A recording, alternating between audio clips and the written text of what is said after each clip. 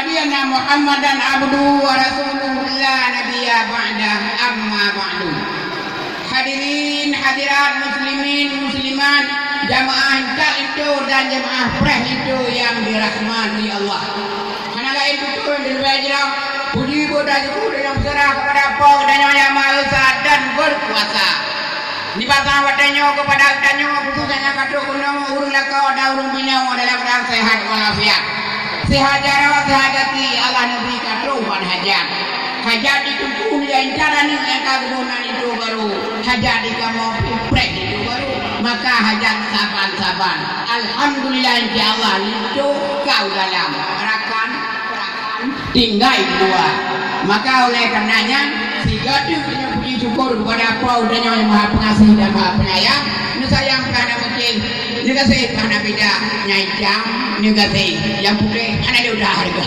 yang anak pemuda yang datangkan yang nak kuat yang pemuda tujuh tegak larang Allah anak gereja nyawa yang nak mungkin maka dilikul daripadanya selawat dari dengan salim tegak sahabat sari dia puih kepada Nabi dan nyawa Nabi yang raya Nabi Muhammad sallallahu alaihi wa alihi wasallam dan kepada sahabat kerabat yang seiring bahu sayun lengkap yang menegakkan kalimatillah la ilaha illallah Muhammadur Rasulullah dan kepada kami tabi'in ulama mudaqaddimin ulama mudaakhirin ulama mu'tabar yang mutawdib dalam rumah Allah dia mula sah tidak penuh danyo maka oleh karenanya danyo buddha ulama buddha ngadu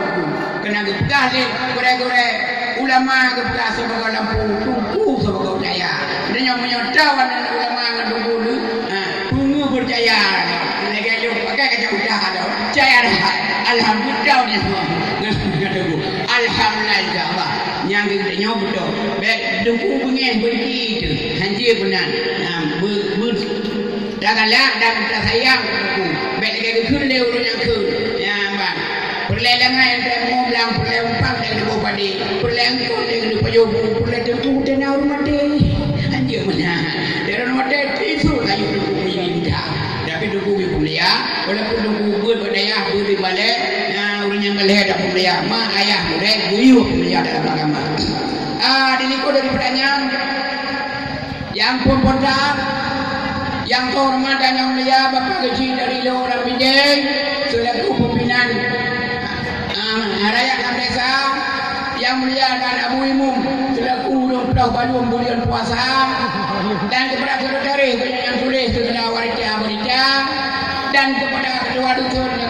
dan kampung yang tukang lupa dan kepada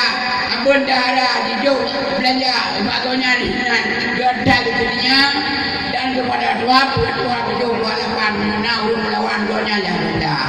dan kepada hadirin hadirat muslimin muslimat yang raya sampai itu kalau benar ulun tuan mulia alhamdulillah insyaallah dan mungkin majudnya itu boleh majud karena dilikut mana namanya acara pokok karena bila ada karena gerbang dan namanya acara pokok